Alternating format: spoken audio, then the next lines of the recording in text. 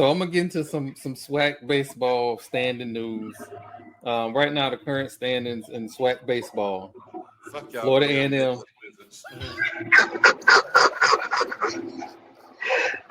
Wow. We'll get to why he That's feel like that in a minute. that's so And then he aggressive. said, "Are we ever gonna get Coach Bill on this show?" That's all I got. That's We're gonna get to that right after this. We're gonna get to that right after this.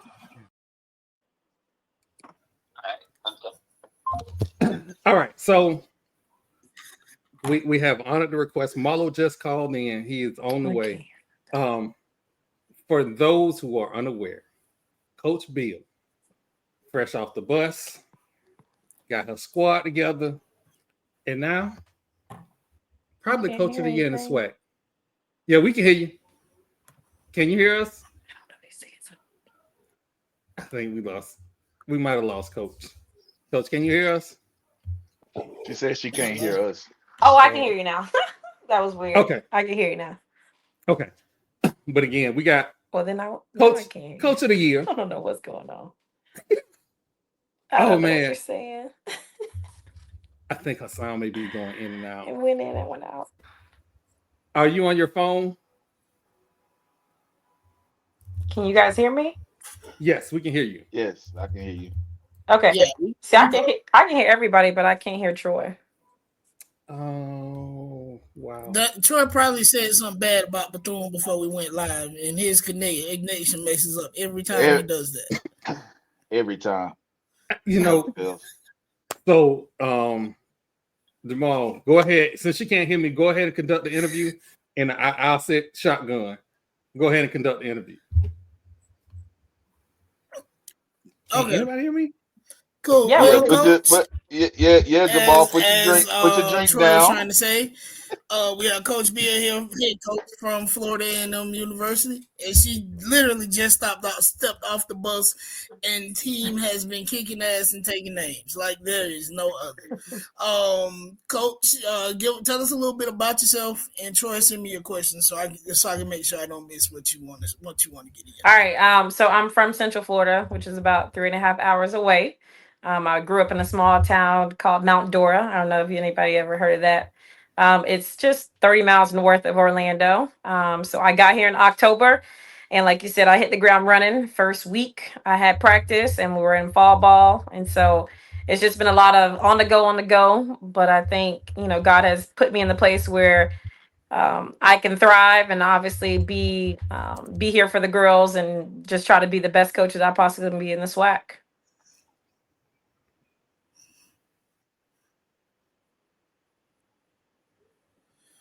Cool. So not to damper the moment, but given what has happened in Tallahassee today, is everybody okay? Yeah, everybody's okay. Today it was weird because I know I had some student athletes in my room or my office, and they're like active shooter. It was crazy because at one point I was like, all right, I'm locking my office door. It's just one of those things, out of sight, out of mind. But it's one of those things where it's scary. It was scary, just the unknown, because nobody was saying anything, so we didn't know if the active shooter was caught or still running around. So that was the scary part. I just wish they would have said, hey, we apprehended him, so people can move freely. But a lot of students were, trying to get in the cars, go home, just kind of stay out of Dodge. But it was sad for sure.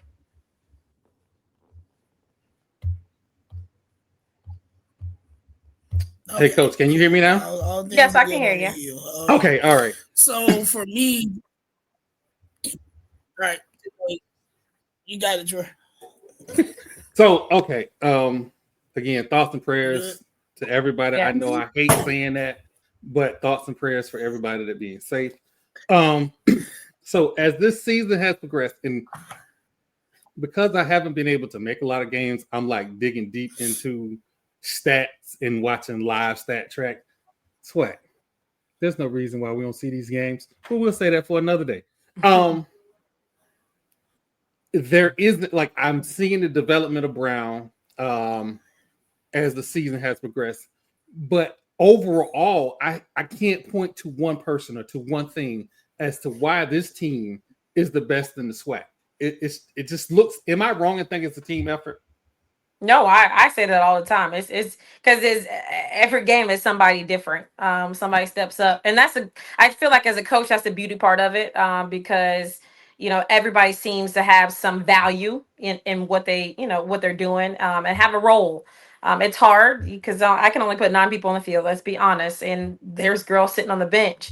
But at some given point, either they come in and pinch run, or get an at bat. But just having someone step up at different just makes the win just a little bit sweeter. And I know if you guys have ever coached, that's just one of the things where you look back and you say, okay, well, hey, good job here, good job there. And when you can say good job to everybody in the dugout or everybody on the field, that makes your coaching heart get a little bit bigger and bigger and every time. So we've asked this a lot of other coaches, and I will ask this of you as well. Who is your glue person? The one person that kind of just brings everybody together. The one person that may get a hit or may get a out at a critical moment. Who is your glue person that kind of keeps everything together? Oh, that's hard because we just said everybody has a.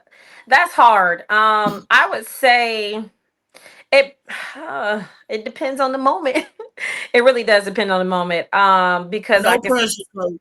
I can't really honestly, and I don't want to say like, oh, I'm just kind of trying to say the political, right answer, but it's just everybody has had their good moments and everybody has had, their bad moments. So honestly, I really can't identify. I think we had some girls that started out kind of slow and now they're kind of, chipping away. I know Jamison Townsend, she started out very, very, very, very high. I mean, she was just that firecracker that we needed in the lineup. And she's done a great job too. So Amari has done a extremely good job defensively and offensively. But then we also see, Sierra Maple step up to the plate and punch, runs in. Anaya Canty has been playing just amazing defense, and the same thing with Bree Duggan. So, like I said, I legitimately can say it's been somebody that has been a glue to every single game. Mullo, do you have any questions for Coach? Because I know Hey, that's a you good put it answer. on. You put it on. So do you have any questions, Mullo? I just want to say thank you for coming and gracing us with your presence on our Oh, small thank you. little podcast. And I am a diehard. I gave blood, sweat, and tears to the hill. I ran up Mount FAMU. I played ball up there and ran track. So I understand the athletic side. And Coach Wiggins was like a mama to me. So Yeah, I like love um, Phil.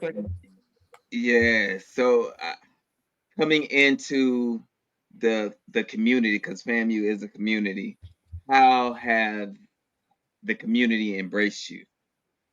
Just Um, being in it.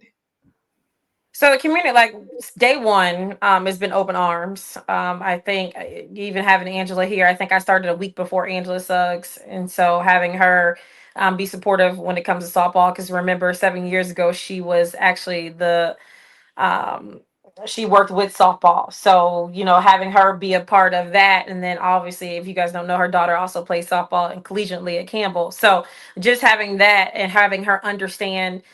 Same thing with our SWD, Brittany Johnson. She also played ball. So just having those people in my corner that understand the game and understand the concepts and understand like the planning and the how, strategic you have to be, coaching. Because a lot of people think it's just, you just throw out your glove. No, like the game has changed tremendously where you have to have the IQ, you got to know, you have to plan. So like this Yeah, weekend, because of everything that happened today, we're gonna have to postpone our game till Saturday and Sunday. Obviously, it's not ideal because it's Easter, but at the same time, we play Alabama State next week. Bethune plays Jackson, and for us to have a midweek game before those two games, I mean, that's just the wear and tear on our pitchers, both of our pitchers' arms. So we just got to be strategic. So they were behind it 100%. So I was happy to have them, be. It's different when you have somebody behind you and you have a staff that believes in you. You can do anything, and so I yeah. feel like being in a position now to where I can coach. And the girls are, like I said, they're responding very well. That's awesome. So you brought up midweek games. I've seen a lot of different things about midweek games. How do you feel about the midweek games? So the schedule was already done before I got here. So I didn't have any midweek games, which I we needed them. I think here and there, just because I needed to get some other girls some playtime. And then just kind of get a little bit of more push. But I feel like when we got into SWAC, midweek games, they needed to kind of, I wouldn't have wanted, if I had them on my schedule, I would have kind of tailored them off a little bit earlier. But I think maybe playing some mid majors like a JU, or we were supposed to play JU, but they canceled on us. A Troy, actually, who was that? Tuskegee called me today and said, "Hey, I need some more games. Do you guys want?" And I said, "Man, we're getting ready for SWAC, so there's nothing that I can't risk my girls getting hurt. I mean, they can get hurt any other time, but we got to lock in. We got to get focused for SWAC tournament. So it's just one of those things where next year I've already started scheduling our games, so I'm gonna put in some midweek games." So we can just get a little bit of more of just quality at bats, more pitching.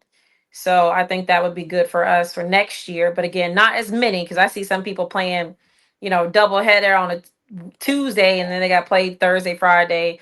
And it's a lot. I think we lost Coach Beall for a second. While we're trying to get her back again, for everybody that has not been to a softball game, if you can, please get to a game. It is important. It's, as a matter of fact, it's strike season. Yeah, I went to what was that? The Alabama A&M game last week. Yeah, I went to the Alabama. And I went to that night, and it was breeze. Like the wind was blowing. It was a good night to sit and just watch some really good ball. And the games are really exciting. I don't know if y'all ever been to like a FAMU softball game. Like they get involved. I have. They yeah. That's one of the places I fell in love with FAMU is FAMU softball. I feel like I probably missed out on a lot of atmosphere when it comes to sports. We bet you did, Troy. Hey man, you know what? I feel attacked. Yeah. It was not if back then. What you finna say, Marlo? What you finna say? That atmosphere is legit. Down that rabbit hole. Listen. It's a party. If you've ever gone to a FAMU softball game, it's a game. It's an event. You are cheering.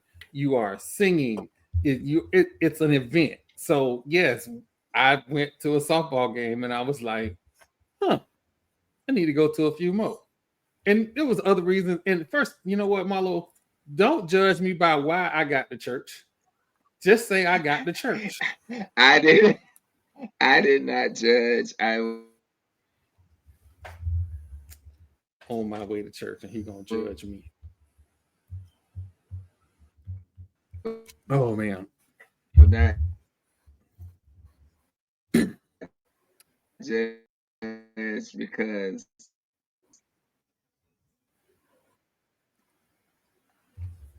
I think Coach Beall is trying to come back and Marlo coming back.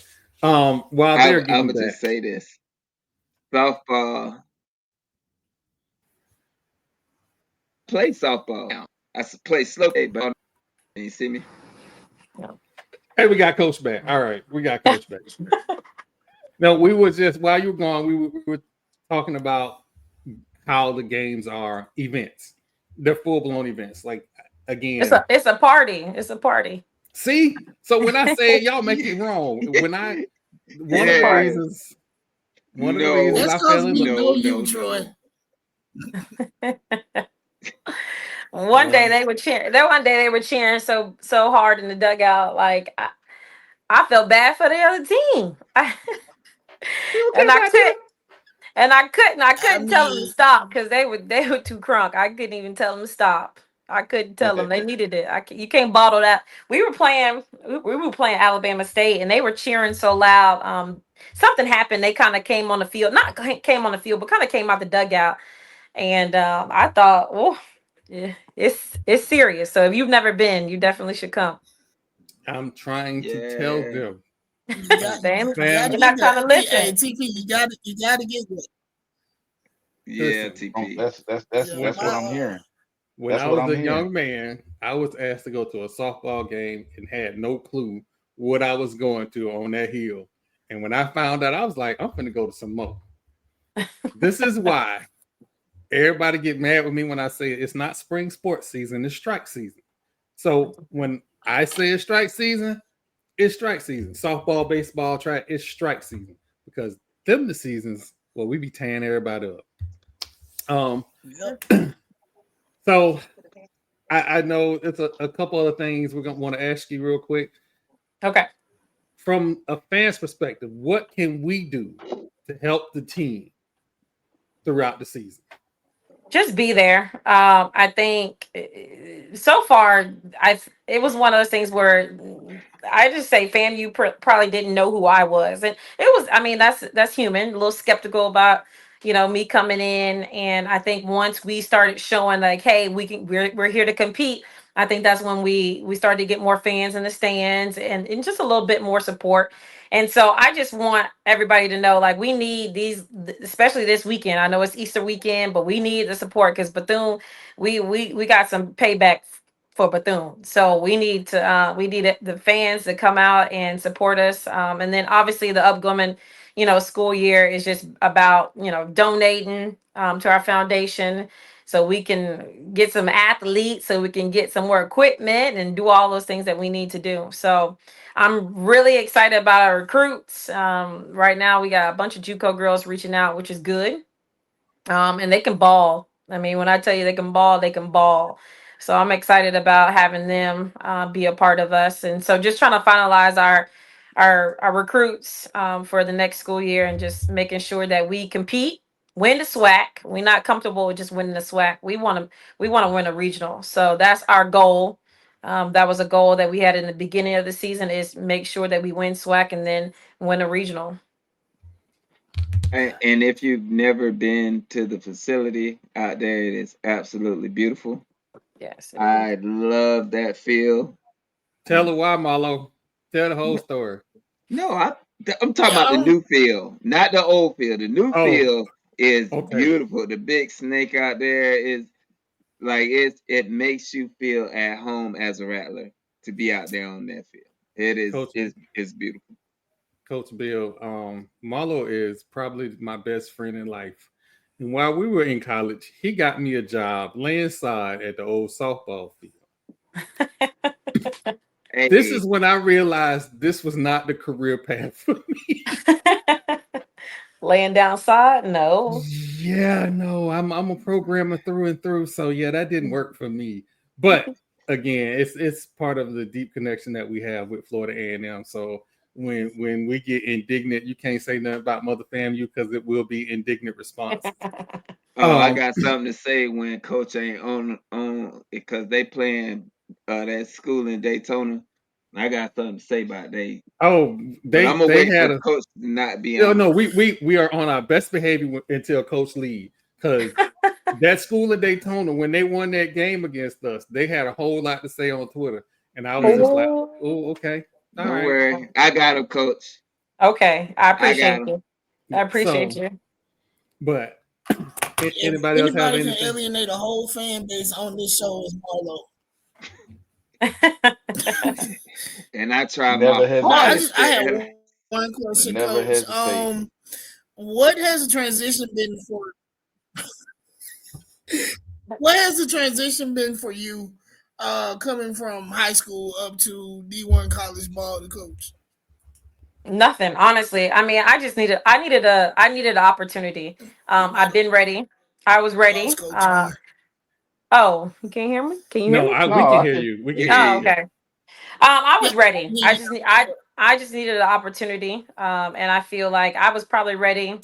I was probably ready about probably 8 years ago, to make that transition. And I feel like, I started a program from nothing. And a lot of people downgrade, high school because it's high school. But I think my high school was just not a high school.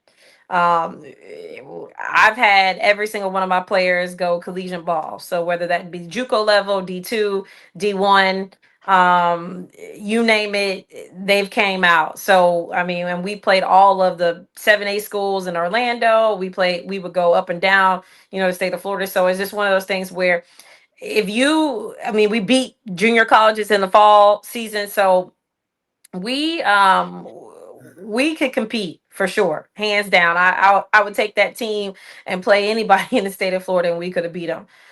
Maybe even on the JUCO D2 level. So it was one of those things where a lot of people say, "Well, it's not high school, yeah, but the game doesn't change. You just got to be strategic about it, what you're doing, and making sure that you put all the pieces." And I was very blessed to have the foundation that Coach B left, because she did leave a great foundation. So I told the girls, they were nervous about me going on the portal after Christmas, and I said, listen, like, I am trusting that you guys can get the job done. And so we just roll with that. So the transition for me has been smooth. The only thing that has been smooth, my family is in here with me, just because of I needed to come here and be focused. And hats off to my husband being able to take care of, we got 3 kids, and him being able to allow me to, fulfill my dream. But I needed to be focused. I needed to, not have any distractions, or not feel guilty of why I stayed in the office so late, because there's been, even today, many times I stay in the office late trying to make sure that I'm doing, the right things, just like any new job. You got to find your feet, you got to dig and dig and dig. So, next year I'll be in a better space as far as really understanding, how the back stuff work. That way I can make sure that the back stuff is taken care of. And then, I can focus a lot more on, the field stuff. That's awesome. So I've caught flack because when you were first introduced, I give everybody nicknames, and I said, "Oh, that's Coach Dimples." And to be fair, the very first picture we saw was Coach smiling, celebrating her state championship.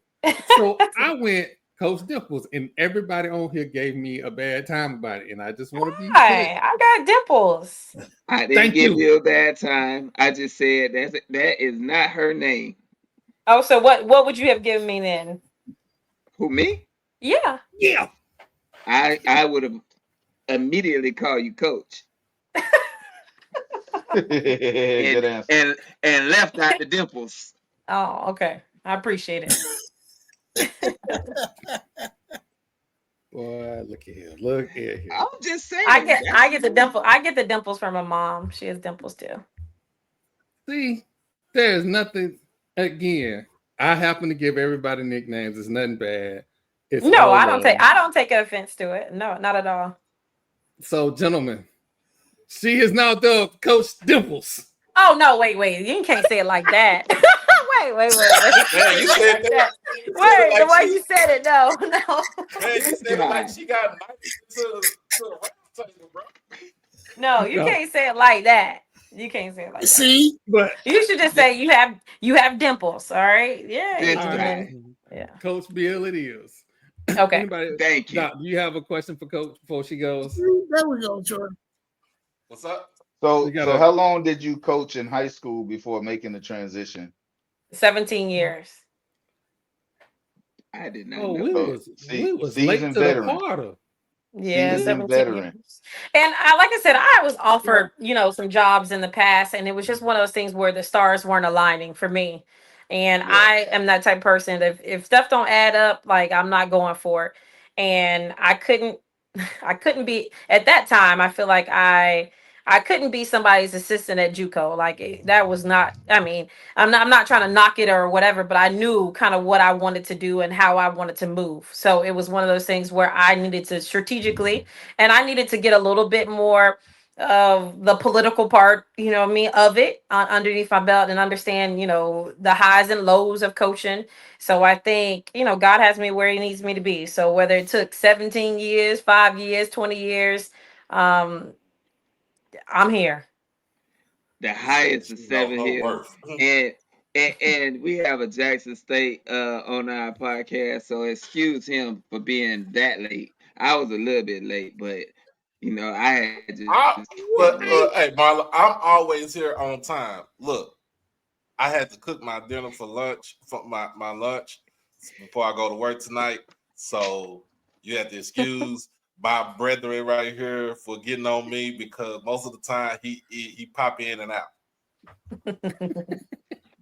Well, now we need I am a Jackson State alum. I am Doc Holliday at HBC Overdrive.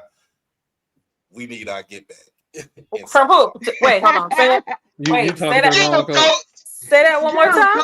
We need our get back. You talking to the wrong one. From who? Hey, you heard, Coach. Coach said from who? We got something for y'all again. Get that. It should. I know shaky. It should have been a sweep, but we won't. We won't talk. We got one on you in Jackson. So look, but y'all won the series. But I like what you're doing with the softball program. And, thank you. It is all respect. You know what I'm saying? I've always talk more to everybody over here. Especially Marlo, since we both don't like those alley cats. Whoo! Wait till coach leave. I got something for them. So that being said, Coach, again, I want to thank you for coming by the Gathering the Old Men podcast. We're gonna follow the program. I meant to ask before you go, which foundation do we need to donate to for the softball team? You asked me.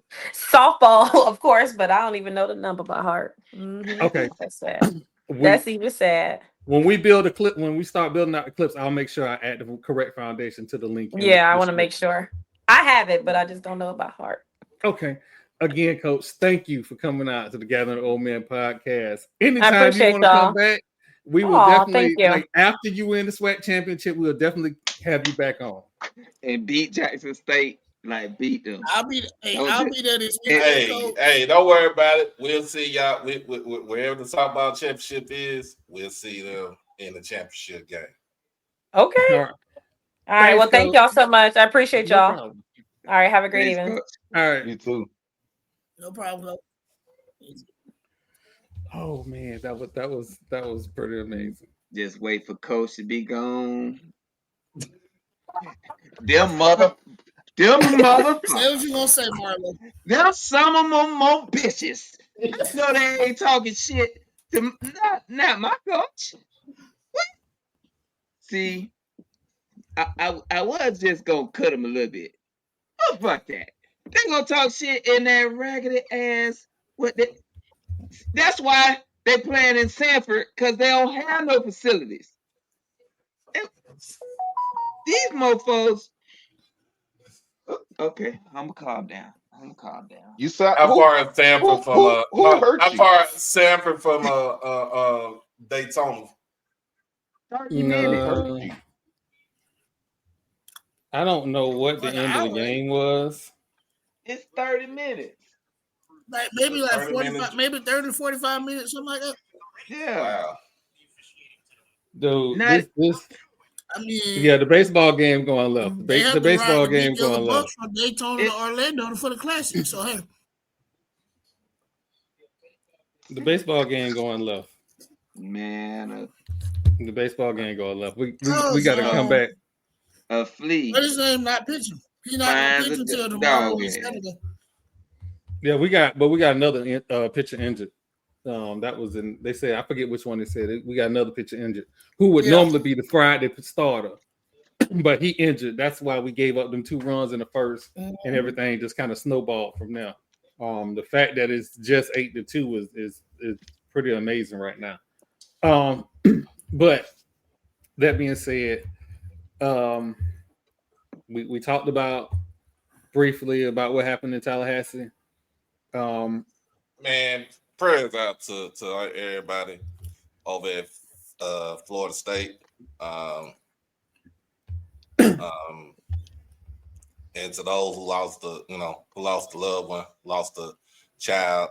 again, it is not our job as parents for us to bury our kids. Our kids are supposed to put us in the ground. Right now, so far, there are no students that have died. They haven't given us details on who has passed because I'm sure they're trying to reach out to family. And because of where this happened, this is a huge area. They're going to be doing investigations through this weekend. So everybody rushing to post stuff. Them people that want to post about who they thought was the shooter, I'm going to address y'all at the end of the show. Man, I'm gonna be honest with you. It's just what I said yesterday. I know you popped in. It's the court of public opinion on social media, man. Like, dude, y'all, until the facts come out, the person is proven innocent until guilty. Yeah. I'd rather be judged by 12 than be carried by 6. It is this situation, like I said, is a fluid situation, and I'm gonna contain myself for the remainder of the show, and we'll revisit this later. My daughter goes to the school where that officer was a resource officer. She told me, she called me. I called her after Troy called me and told me that it was going down. She called me back and said that their resource officer, that he broke into their house or broke into her gun safe and got weapons out of her gun safe. Yeah, I read that right there. See, this all. When was it reported and why wasn't he apprehended? Did this happen all this morning and they couldn't find him? I'm assuming that this happened, and again, this is all speculation, but I'm assuming this happened all this morning. And since we hear things that we haven't really been talked about much, there was supposed to be a joint group exercise between Tallahassee Police Department, Leon County Sheriff Office, and Florida State Police Department. This young man knew this. He was a member of one of their auxiliary organizations. And his mama is the Leon County Sheriff. Right? Yeah. So he knew all of this. Credit goes out to Florida State because a lot of people was ignoring the active shooter notification because it was already supposed to be exercises. So Florida State made sure that, hey, no, this is a real live active shooter. We got eyes on the shooter because they have cameras on campus now. So all of this, again, Florida State did the best they could. They did a very good job of alerting the student body at large that this was a real situation. But you know what, though? All this came about, man, when Virginia Tech happened in 2007. I said that. Dude. Yeah. My statement today was... Go ahead. I'm sorry. No, and the second thing I need people to realize is the sheer size of Florida State. It's big. It's huge. If you have never been to that campus, if you've never seen it, like I know what a student union is. A lot of my close friends went to Florida State. But if you don't know that area, it's like a quarter of a Tallahassee right there. Yeah, and it's in the middle. So where the shooting was taking place at is kind of like, and I hate to compare it to this. If you play open world shooting games, it's just like that. It's nowhere for you to go. Yep. So a lot of those kids were just like, it was like shooting into a pond. It was nowhere for them to go. Because by that time, they had already started locking stuff. Like the libraries in that area, but the library was already locked. So those kids that were outside in between class were stuck. It is, but by the grace of God, this wasn't worse. You know what though? It sounds like so. Yeah, I've been reading up on what happened here in Dallas. Over what's it? Wilma Hutchins High School with the young man that went in there and she shot five students. So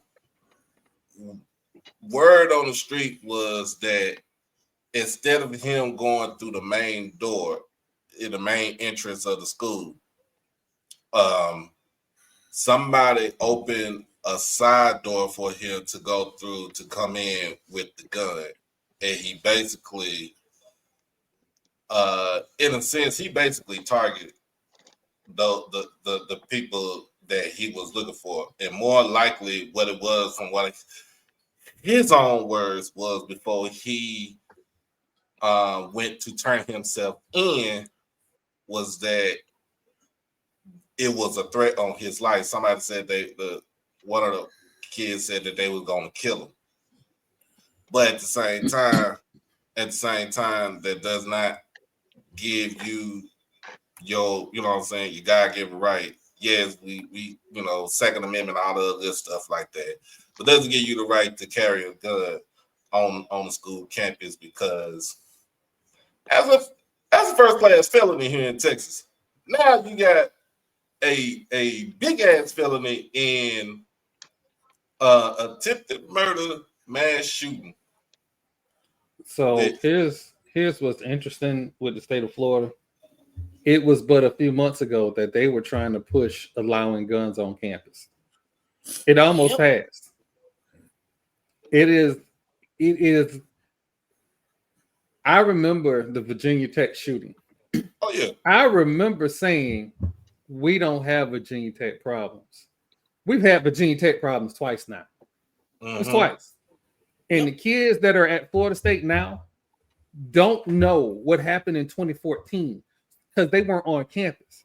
So they've been living, with the exception of the kids that came from Parkland and Florida State, they've been living in a world of bliss until today. That world of bliss is shattered. I never, my entire time at Florida State, and I was there a long time, my entire time at Florida State, that you experienced anything like that. But you know what though? But you really think about this. We all at some point in time, we all grew up in the 80s and the 90s, right? We went to school in the 90s. We did not have no type of issue like that. We didn't have no type of problems like that at our respective institutions. It didn't start getting bad until, so I will say this, in 97, my freshman year at Jackson, it was a school shooting at Pearl. Pearl ain't number like 10, about maybe 6-7 minutes away from Jackson State. It was Pearl High School. Then you had like 2 weeks later, it was a shooting in Arkansas, in Jonesboro, at a middle school. And then you kind of fast forward, but then in 1999, it was Columbine. It was Columbine was put on a big ass put on a big ass scope because of what we heard, you know what I'm saying, 911 calls, and really what we saw, you know what I'm saying, is what we saw, what they put out there on news, the media outlets. And so it's like ever since then, a high school, a middle school, or elementary school has been, has been targets. The main one was the one that really irritated the fuck out of me was the Newtown, the Connecticut shooting with the elementary kid. Yep. Yeah. That Virginia Tech, and because it started to happen on the college campus. You know what I'm saying? But when it got to the point about an elementary school and the kid go up in there and he starts shooting innocent young kids, babies, I ain't got no respect, I ain't got no love, I ain't got nothing for you.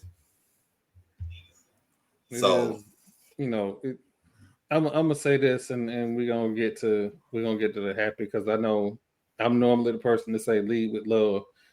My love is very difficult today. I'm not gonna lie to you. It is. No, we don't lead with love in situations like this, Troy. Yeah, I just we gonna move on, but they get into the basketball. Yeah, the what just Anyway, first off, I want to start this segment off by saying that Steph Curry is him, Jimmy Butler is him, and the disowned Splash brother Klay Thompson is still him. It's still him. Well, we knew Jimmy was him when he was in Miami, so he still we knew Jimmy was him when he was in Chicago. We knew Jimmy was him. Exactly. We have known for a long time that Jimmy was him. Jimmy had 21 points at one point. What was that in the second quarter? And I don't think he had that many shots. I think most of it was at the free throw line. No. He gets to the free throw line. I think he gets to the free throw line like 10 times a game. So and then I don't listen. If Dallas ends up being the 8th seed, I just want everybody to understand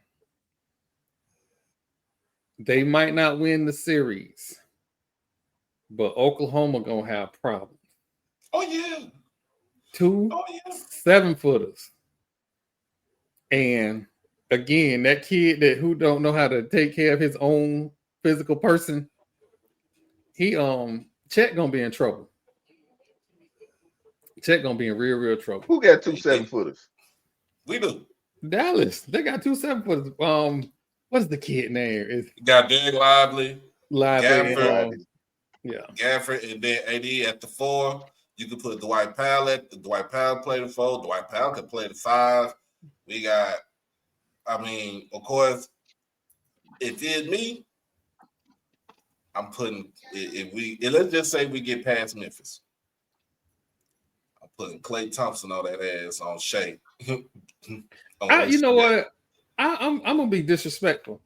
I want Dallas to get past Memphis. All up top. I ain't gonna lie. I didn't pick them to get past the Kings, but watching the game, I quickly saw the matchup issues, the length the Mavericks presented the Kings with, and to couple that, Klay Thompson was hitting his open shots, and the Kings. I don't know what happened in that second quarter. That second quarter was the game. Yeah, once that I watched it on my way to work last night. Why did they fire old boy? Who, Mike Brown? That last coach they had. Yeah. Was it Mike Brown? Because they started they was lagging and they was lagging. They was on a 4-game losing streak early in the season. And who were they before he got there and damn near had them in a playoff spot? The motherfuckers ain't made the playoffs since 2006, since the Weber Bibby years. You see where I'm going with this? Yeah. And you see where I'm going with this, right? Yeah, same shit with Denver. You five. Yeah, same let's shit put it with like Denver. this. So Mike Brown, he won the chip, right? First coach get fired this season. You turn around, you fire Mike Malone with 4 games left in the season because they went on a 4-game losing streak, but also what it was said that it's Russ. They was mad about Russ. They was mad about Russ. But why get mad at Russ is Russ showing you how to be a fucking professional. Like, that's the reason why him and Joker, it was cool like that. They cool like that because Joker wants to be great. He wants to win. He don't give a fuck about none of that bullshit. Like, he wants to win. Like, MPJ, you're a 3-point shooter. You don't bang in the paint. You know what I'm saying? You're a liability. Christian Braun is the only other person that plays defense on the perimeter. Aaron Gordon. I don't think he revived himself since that slam dunk contest. I'm just saying. Aaron Gordon looked like the dude that ate Aaron Gordon. Let's tell the truth, man. He out of shape. He out of shape. That's what I'm saying. It seems like since he lost that dunk contest to Zach, he ain't been himself. But don't get me wrong, he can score you 12 to 15 points a game to grab you 6-7 rebounds a game. But I don't play defense. Eric Gordon always been a little chubby, but he fat now. Yeah, he don't play defense. And that's the thing. Yeah. You got two frontline players who don't play defense. Michael Porter Jr., he can only do so much. And I forget what podcast he was on, and they was talking about, well, you 6'10", you could go down in the paint and bang and all that. No, he can't. He had a spinal cord injury. We are lucky he is in the league. When he got injured at Missouri, I didn't think he was going to make it to the pros. So, firing your coach. But at the same time, when MPJ, man, I don't care. That was he been in the league, what, 7, 8 years now? Yeah, it's been 8 years now. Okay. Between that time, you should both be getting yourself bigger and stronger. Yeah. At the same time, you want to live out on the perimeter, but you fucking 6'10". You better bang in the paint with them dudes to get some rebounds. Get you some, you know what I'm saying? Or at least know how. At least know how to do that. I ain't never met a 6'10" dude that averaged three something rebounds a game. Like, come on. Like, if you really want to say with the Mavericks, hell, you got Dwight Powell that comes off the bench and he still give you 5-6 rebounds a game. Off the bench. You know what? We're gonna circle back to this because we need to run through some NFL stuff real quick. First off, Aaron Rodgers. You know what? You need to have a fuck Aaron Rodgers drop. Oh no, that you know what? Hold on. We just need to go ahead and do it like this. The disrespect segment. Uh-oh. So Yo, IT. So Aaron Rodgers said that he is not holding the Pittsburgh Steelers hostage. He hasn't decided whether or not he's going to retire or continue playing. That motherfucker needs to retire. If that ain't the definition of holding somebody hostage, and what's irritating me is that that man also said that the COVID vaccine caused autism. Do we really believe anything he's saying? And that's my Mike Tomlin going for this is part of my disrespect. Like, okay, dude, I get it.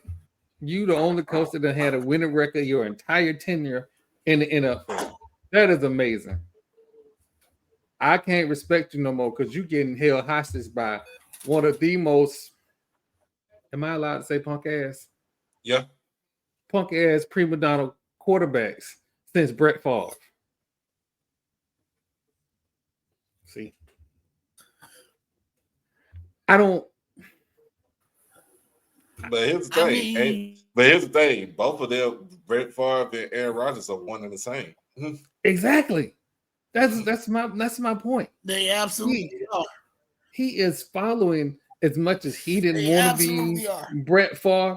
You following right in his footsteps. The only thing you did different was instead of going to Minnesota, you trying to go to the Pittsburgh Steelers because they the only people that want you. Or he ain't stole no welfare money either. So because they're the only ones that don't have a choice right now. The Pittsburgh Steelers don't have a choice. What choice do they have? Who would be the starting quarterback? Mason Rudolph? That'll be the starting quarterback right now. Oh, he trash. They should have just stuck with Justin. But that's what I'm saying. They don't have no choice. He should have just. Justin Fields walked. Justin Fields. Russell walked. You have not had a legit long-term quarterback since Ben Roethlisberger retired. Y'all, and that says a lot about Mike Tomlin and the franchise as a whole. They didn't even try to trade and get a halfway decent rookie to tie them over until they could draft somebody to keep that team afloat. They have not had the same quarterback since he retired for more than 2 years. He could have went and got Teddy Bridgewater. They went and got Kenny Pickett because he had a fake slide on national TV, and they assumed that was an athletic quarterback. They could have went down to Miami Northwestern and got goddamn Teddy Bridgewater for a half for a goddamn Teddy said he want to come back. He wants to come back. And Teddy said he want to come back. If I were Mike Tomlin, I'm in his ear. I would have called him as soon as he said, "Yeah, as long as I'm back for football season, high school. Hey, I'm on the way." And this all feeds into this whole situation is messing up Shedeur Sanders' draft position because the Steelers waiting on Aaron Rodgers. The longer they wait, the higher it is going to be for them to move up. I don't think that's even a possibility right there. Where they sitting at in a draft position? 21. I don't need. Unless they trade TJ Watt, unless they trade TJ Watt to the top 5 teams, they're gonna be at 21. There is no way in God's green earth, if I'm a GM in the top 10, that Pittsburgh can call me without TJ Watt and DK Metcalf. I need both of them. Or even NFL young boy. I don't know if I want NFL young boy. Wait, who was NFL young boy? George Pickens. Oh yeah. We gotta have that in the trade. There's no way. There's just no way. But now at that point, if you put all of that in a trade to get Shedeur, who the hell is he throwing the ball to? Exactly. Himself. The stakes is high. Way too high. Who is throwing to? Shedeur. If Pittsburgh move up. If Pittsburgh move up, they got 2 receivers, so they can afford to lose one. Essentially, you trade one. Because if you calling me and you Pittsburgh and you want inside of my top pick, I want the whole house. I want some high. So who is he going to throw the ball to? And there's no way you trade both receivers. I wouldn't even be asking for both receivers. So he would still have a receiver, is what I'm saying. Well, which one would you trade, though? That's the question. Because which one do you value more? That's subjective to what the organization feels. I think, if anything, I would get rid of George Pickens because of his attitude. They did get rid of the other receiver because of his attitude. Oh, Deontay Johnson. You're going to rob football fans of him. So you're going to rob football fans of him and DK crashing out together on Sunday? Apparently. Because somebody said nickname these people Crash and Out. Those are their names. You gonna rob us? We already don't have all jacked up no more because it's gone. They can't even hit each other too hard and it's a flag. So you gonna rob us of them crashing out together on Sunday? Oh man! I mean, I'm just saying NFL they slowly pulling all the excitement out of football anyway.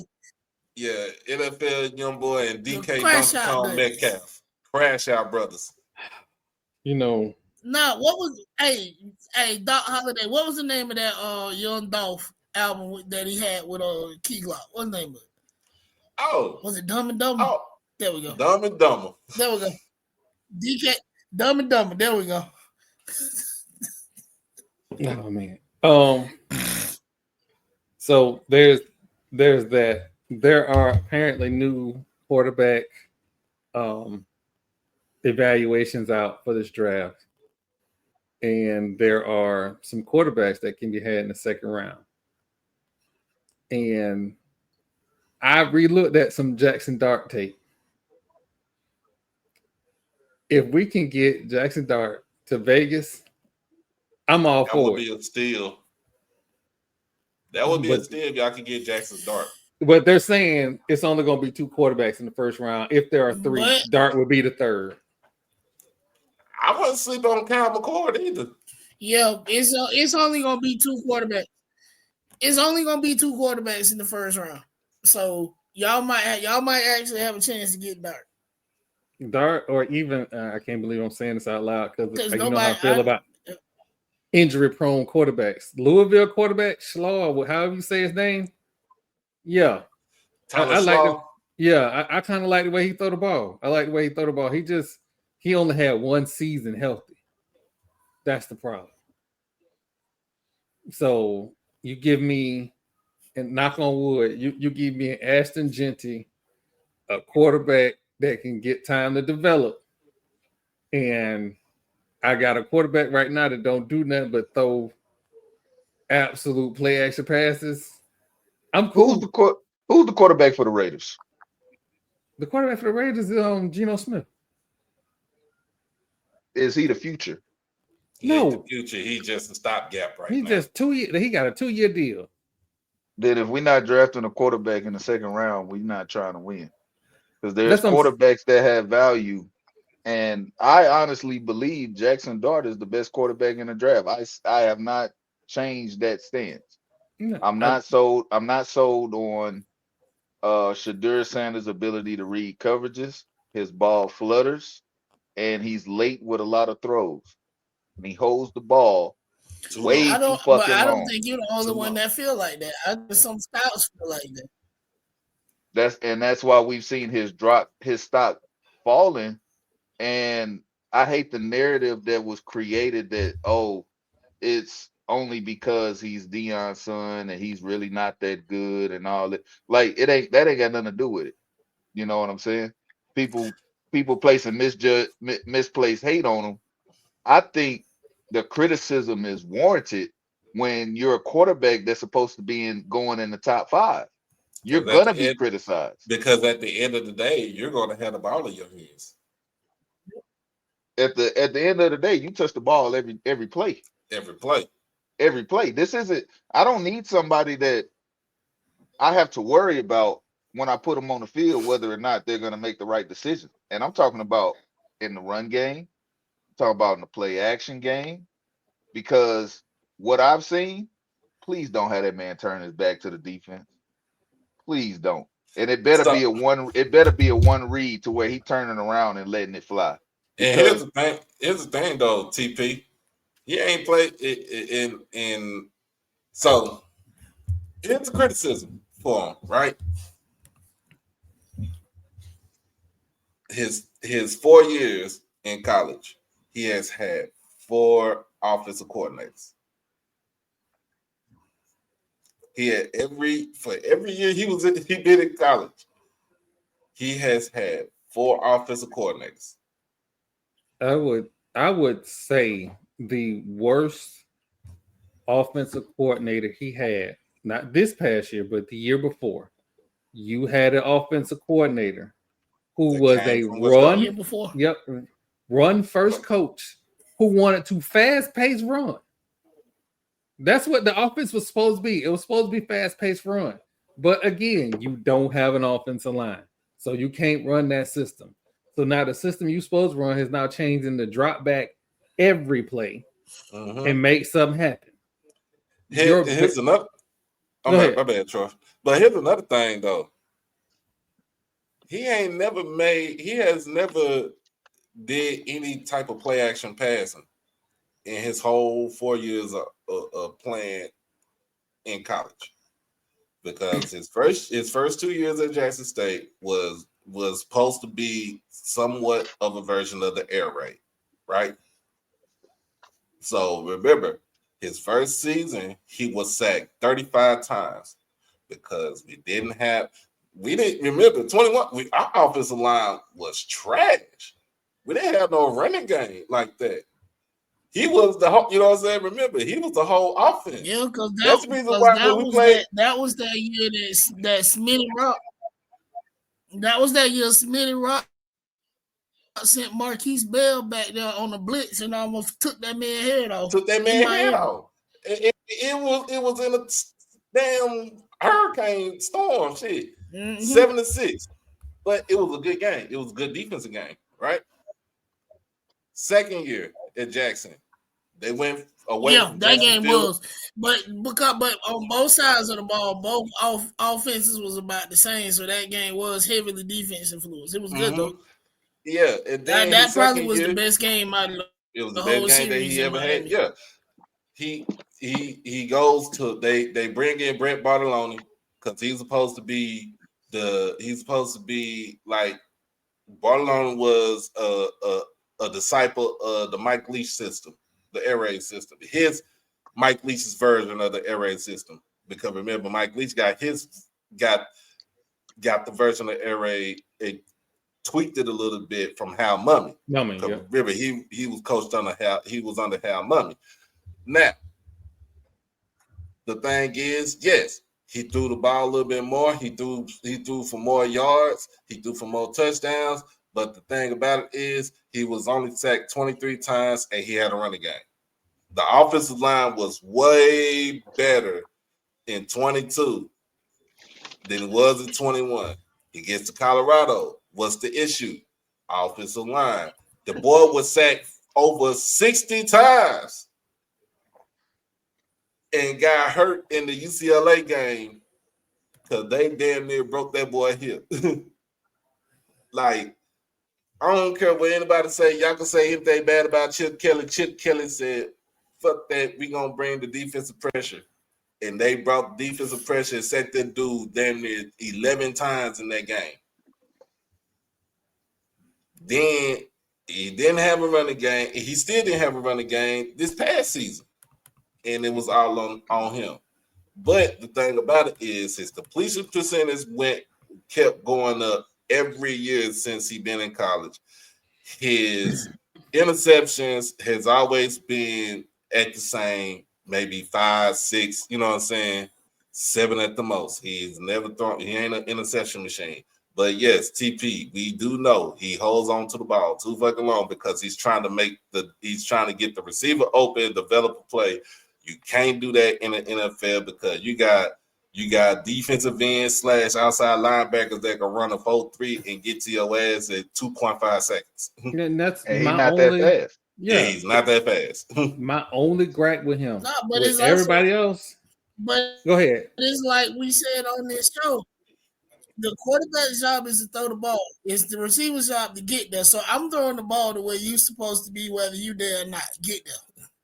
That's your job. Well, I mean, that's part of it, but it has to be an accurate ball. It has to be on time, and your anticipation has to be top tier if you're throwing the ball expecting your receiver to be at a certain place. Because there's a lot of times when you have these deep end cuts and you let it rip and your receiver ain't there and you didn't anticipate him not being there, you didn't sail the ball straight to the safety. Those are game-changing plays. And then when we go back and look at it, it's like, man, who the hell is looking at? Like, we've seen it. Baker Mayfield does it all the time. Jameis Winston. Jameis Winston definitely does it. But I've seen Baker Mayfield do it a bunch of times. He lost y'all the playoffs like that. He threw it straight to the linebacker. Like, don't get me started, Marlo, because you know I got receipts. Both of them lost in a playoff game. They both at the same time. You think about it too. Jameis ain't never been there. You think about it too. You also think about it too. Those deep out routes. You gotta have an arm strength for those. You gotta have an arm strength, especially from the far hash. I think so. And I'm not sold. I'm not sold on the delivery method. I'm not sold on the arm strength or the accuracy. Matter of fact, I give him the accuracy. He's a very accurate quarterback when he stands in the pocket and he delivers the ball with nobody around his feet. That's not going to happen in the NFL. I'm gonna say this. I like his anticipation. I have a question mark about his arm strength to the outside hashes. And I know the patting of the ball, everybody wants to downplay the patting of the ball. There I are don't still give I don't give a fuck about the patting of the ball. I'm there about are to Patting the say ball still come Peyton out when it's quarterbacks. Manning is one supposed of the to. greatest quarterbacks of all time. Well, He pat the ball. hello, He had happy feet. before y'all shoot, let me just say this. There are still cornerbacks in this league, contrary I to said some Peyton New England. and Eli pat the ball. There's still some quarterbacks that do bicycle step. There's no false step. They jump in routes. So If you looking in the backfield as a cornerback in the NFL, Jamel Dean, your ass is gonna be sizzling. Carlton so Davis. I so tell hold you on, wait. No, the no, you the let him biggest slide with that. the biggest gambling cornerback in the league right now is Jalen Johnson for the Ooh. Chicago Bears. Nobody attempts more jump routes than him, but he's smart enough to know when to do it. And this isn't just I'm gonna just freelance and just dive on any out route or any curl route. I'm coming up full speed. He's one of those guys that actually studies the game, is a student of the game. And when you pat the ball against him, he coming. And I promise you, if you still throw that ball, you ain't got the arm strength to out throw his break on it. It's going the other way, and then probably gonna be for 6. Soon as the And receiver, but really, soon as the receiver breaks it out of his route, he's sitting on it though. If you think about it. he's sitting on it. He's sitting on it. I love watching Jalen Johnson play cornerback over there. I think what's got to do the same. I know Deron Bland does the same thing too for the Cowboys. He will like just for him that first year when he got all those interceptions was because he was sitting on the damn route. He's just sitting on routes. You sitting on Yeah, the route, and then but hey, but what happened in that playoff game? man, he got burnt. Don't even be worried about that because I cussed his ass out. They made Jordan he got Love. Shaquille O'Neal barbecue chicken. Bro, they made Jordan Love look like prime Aaron Rodgers. I ain't gonna lie. So I since ain't we never talking seen about players that wide open. since we talking about Never in cornerback, my life have I it seen was, guys that wide open. Bro, it was tragic. I was like, That was the I'm telling worst you, exhibition of defense I've ever seen. I'm telling you, Christian Watson gave him lunch meat. First of all, 5 to the 10 yard defense. separation in the NFL is crazy. By That was itself. the defense that gave up 500 and some yards to Atlanta team. It was because they gamble. They gamble too much. But that's what. But that's my point though on these, on some of these DBs that love to jump routes. When you're wrong, it's 6 the other way. I'm gonna tell get you ugly. hold on. I'm gonna try to get us along. I'm gonna tell you who else loves jump routes too on the Cowboys. Goddamn Trayvon Diggs love to jump a down route, but he get cooked. He get his ass cooked too. Yeah. Everybody gonna get cooked. But which one of y'all want Jalen Ramsey? That's what I'm trying to get to. Because Jalen Ramsey is on the trade block. I've been done with Jalen Ramsey since he was at Florida State. Hey, he come back to Jacksonville and retire. He come back to Jacksonville and retire. Like that. I was never sold on him. I watched DeAndre Hopkins cook him on a weekly basis. But that's because he was in the relationship in Jacksonville. He told his ass in Jacksonville. And that's probably why they're not even going to call while to we here. Be like, hey, bro, come back, play this last season, go on a farewell tour, and retire and go home. Fuck him. On the tire and Duval. Hey, retire the whole county. That's why y'all coach. That's why y'all coach can't even say it right. Man, that's a ANC hate. You know what? You know why that is? He can say it right now though. That's a Bucks coach. That's why he can't say it. He a Bucks coach. Can't say it and at that's all. because we got his ass from Tampa Bay. That's a him problem. First of all, he was only there 1 year. So he ain't no damn Bucks coach. He coached in Tampa and got his ass on. And he was there. Hey, Tampa Bay ownership signed 12 paychecks. How about that? Bruce Arians can say he's the coach. Yo, Wow. Marlo will never hesitate to deny responsibility for somebody. Paychecks, though. He had an office with his ass can't say that ain't my guy.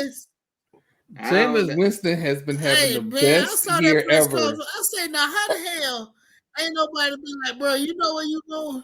Say Duval. No, y'all just let him get up there like that. Hey, y'all see Jameis Winston out there working out in the backyard with no shoes on? That's a country dude there. Like, I don't give a fuck. That's an Alabama guy. dude right there. Yeah, bro. All day. Bro, don't need shoes. Hey. Hey, what's wrong with being outside with no shoes on, though? Hold on. Get it. What's the problem? I ain't got no problem with it. I did it. I played football in a parking lot with no shoes or socks on. What do you mean? You can listen. You can take your shoes off and play. But if your mama catch you trying to go in the house with no shoes on, hey, that's what I'm saying. You better not mess them shoes up. That's why. Look, that's why the bottom of my feet rougher than alligator leather, bro. Like I'm telling you, we used to be out there, 100 degrees, concrete hot as fuck. Hey, that concrete make you run faster. I promise you. It do. Hey, if you know, you know. Too. Hey, you be trying to avoid football. You be trying to avoid cars, parked cars, and everything outside on the street. Hey, man, bro, I need you to go long. I don't need you to go no out round. Go long. Hey, look. Hey, don't be running down the sideline next to them cars that think you're gonna get put on one either. You finna eat that car. Sideline bus. You run over there, I'm hitting your ass out of bounds. You're gonna be on something. You're gonna be a windshield marker. You better not break nobody's mirror either, because you're gonna I'm get a telling you, if I did, I'm out. You think I was running fast on that route? I done broke a couple of mirrors, man. I'm sorry. Like, hey, I'm sorry. Hey, look. Hey, so I gotta we laughing about no shoes on, but hey, some of the best football players in the country came out of the muck, and they would tell you they chase rabbits. They chase rabbits. Man, listen, I got family from Belgrades, and my mama used to love to go down there because they used to get raw sugar cane. So when we used to go down there, I had a cousin that went to Belgrade Central. They always used to want to run. We ain't running on regular streets. Like, all the grass is dang near soggy. It's swamp, but not really swamp. You know what I'm saying? It's literally what they say the muck is. That's what it is. I ain't used to like to run against them. My feet be hurt. I'm tired. I was like, you ready to go? Mm-hmm. It's the muck. But they used to, oh my God, the meals used to be epic. Like, epic. You have soup it was like Thanksgiving soup. You might have rabbit, chicken, turkey. Whatever come out of the muck, that's what you get. That was the soup. And you went to sleep full. But, all right, I got a question. I got a math question for y'all. If I have 2 million and now I got 1.7 million, is that a good thing? What? You cheated yourself. If I have 2 million and now I got 1.7 more million, is that a good thing? I got 1.7 more. Yeah. That's a good thing. Oh, that's a good thing. And now I live in a state with state income tax while I'm collecting all this money. And not only in the state income tax, the highest state income taxes in the country. So about California? Yes. So I'm talking about not here. The other thing, he home. And the reason I told y'all that's where he was. Look, I told y'all he was going to UCLA 2 days ago. And you think Tulane was gonna put out that money like that? No, Tulane was never in the mix. No, I told Tulane was a smoke screen. It was always UCLA. when we talked about this on Tuesday, I said he's going to UCLA. They're the only team that even makes sense in this whole debacle of a situation. TP, I'll do you one better. I bet you $1 to a dime UCLA reached out to him while he was still at Tennessee. $1 to a dime. I wouldn't doubt probably it. Did. They probably did. I bet you they did. I would UCLA, bet you they did too. UCLA is trying to get some kind of respect back because they have been horrendous for years. And bringing in Nico, he's a good kid. He has a great arm, all that. He just has made very bad decisions in key game situations. So if he can fix those issues, the intangibles, you know what I mean? He has the opportunity to go over there. I forgot what division they're in now. They're in the Big Ten, but I don't know. They are. Yeah, I just don't know how they call it, how they break it out. They don't have divisions. They don't have division no more. Or then no. Then he good. They just got to be in the top 2. Because not the word. You can make it to the playoff being the 4th or 5th team in the Big Ten. Because we all know that don't even matter. Penn State gonna blow it. There you go. Ain't Drew Allen coming back? Drew Allen's coming back. Is the coach that whole coming offense back? Is coming back. Is the coach coming back? Look, I'm gonna tell you like this. I'm gonna tell you like this. Penn State right now, they have the best team in the Big Ten based on their offense. I get it, they losing Abdul Carter to the draft, but you're not gonna find a better backfield than Drew Allen, Singleton, and number 13. I can't think of his name right now. Keytron. No, Keytron. It's not Mitchell. Keytron Allen. Those 2 running backs and Drew Allen. No, you're not gonna find a better 3. I really like the receiver up there at Ohio State. Jeremiah Smith might actually turn out to be the best receiver to ever come out of college. He'll be a Biletnikoff Award winner. I just want to make sure we get this right. James Franklin at one point had Michael Parsons, and he had Phillies running back Saquon Barkley. They ain't have a quarterback. What they had? McSorley? Mm-hmm. Yes. McSorley was a quarterback? Yes, and he was terrible. TP, they had an NFL caliber quarterback. They could have won. They were better than Penn State and Michigan. McSorley was terrible. And I'm going to tell you like this. Every time those lights got real bright, that man disappeared. But when they had their white out game. That's every QB from Penn State. That's every QB from Notre. That's every QB from Notre Dame. Hey! He showed up against Penn State this past season. Yeah, in the playoffs. He showed this shit a brick in that damn national championship game. They was gonna do that though, man. They could not, bro. So Notre Dame's offense is built around the ability to run the ball. Yeah. Talik Williams is an unmovable object. They could not move 91 out the middle. There was literally nothing they could do. And when they couldn't do that, we already know that the quarterback for Notre Dame didn't have like the prolific arm. Their best receiver is a guy named Greathouse, who a lot of people haven't been talking about as far as being a high draft pick. Very good player, very good teammate. But they didn't have the athletes on the outside to beat those NFL caliber cornerbacks that Ohio State had, matched with the inability to run the ball. Talik Williams they couldn't stop it didn't remember they couldn't stop the run. They couldn't stop. And then they couldn't stop bro. Quishon Judkins had 3 touchdowns. Like they were demolished in the trenches on both sides of the ball.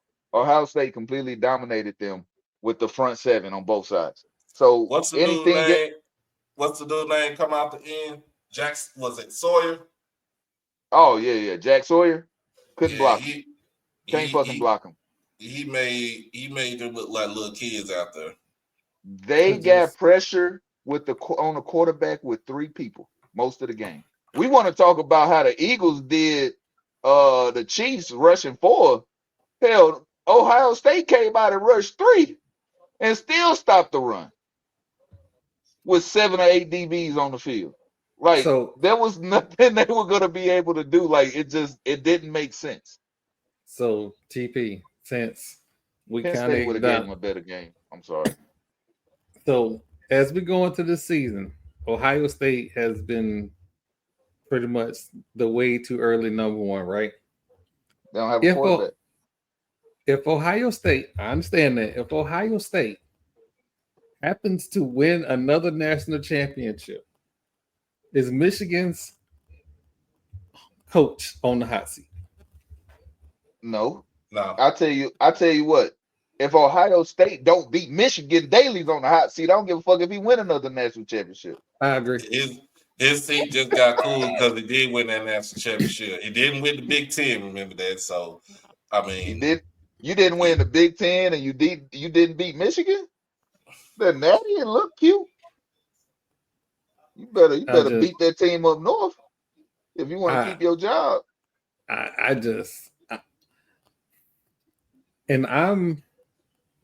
We in a new era of football. Coaches gotta win, especially in certain conferences, because if you don't win, it costs you $45 million. And then I'll tell you what, if Sarkisian don't win it with Arch Manning this year, he gonna be having a look for employment, because I'm gonna be done with your ass. I knew that was coming. I didn't know it was coming. We here. Sarkisian, I'll be right back. I'm about to switch over to my phone. If Sarkisian is not able to figure it out, baby on the way. He need his job, bro. I don't want to hear none of that shit. You supposed to be the quarterback whisperer. You had Quinn Ewers out there looking shook half the time. No, he didn't figure it out. Where did he figure it out? Where we figure it out? Because we didn't figure it out against Ohio State. Hey, we went out there. Y'all made it to the playoffs. We did, and when we had opportunities to win, and when we had it don't matter, because we had ample opportunities to win that game. We had ample. The defense carried us all year. The defense carried us. When we played Georgia, we was on Carson. Why you think Carson Beck ain't in Georgia now?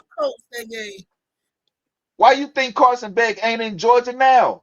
He ain't want to see Texas again. He got the fuck up out of there. Carson Beck did not turn pro because he cost himself money. Quinn Ewers didn't turn pro because he cost himself money. Hey, no. Honestly, I think Steve got a little bit outcoached in that last game. Because I'm like, hey, Steve, turn it on. No. You just go that's my problem. He's gotten outcoached. You're making my case for me. You're making my case for me. He got outcoached. He allowed himself to get outcoached. He definitely got outcoached that last game. He allowed himself to get outcoached. You know what feel good? It feel good that I don't have to worry no more that if my coach don't act right, that he gonna be able to hang around. I know that's no longer the case. Who? I know, since we signed that agreement and we getting our new money, that if he go out and lay another egg this year, it ain't even me, TP. It ain't even me leading the way with the fire the coach. I'm not even the one who want to fire the coach. It's the boosters that actually put money into the program that want to fire the coach. It ain't even me. Do y'all know how good that feels? It's me, Mario. Hey, he was at Big House and hamburgers tonight, so that's that ultimate hater. It's not me though. I know, but you should not be this happy that somebody want to fire the person you want to get fired. You should not be this happy. Listen, when you right and people keep telling you wrong, and then all of a sudden, you know what, dog, you was right. Shit, I was so happy when FAMU didn't renew McCullough's contract. I don't know what. I was leading the fire that man chant 2 years ago. Fuck you mean? I get hate. I get hate on this very podcast because I had the unmitigated gall to suggest that we put for sale signs on a coach house because he had a losing season 3 times out of 5. But he I was still live wrong. there. He still live there. You want to put for sale signs on somebody's house that you can't sell. I'd have put a for sale sign on his house with Mike Jones' number on it.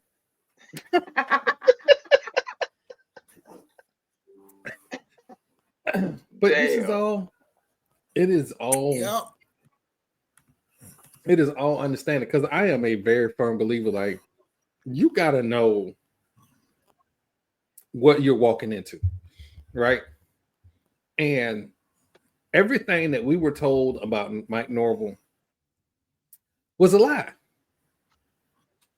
Do y'all understand that the 2023 class that he brought in that had all those talented wide receivers, all of them gone. Didn't develop one. Yep.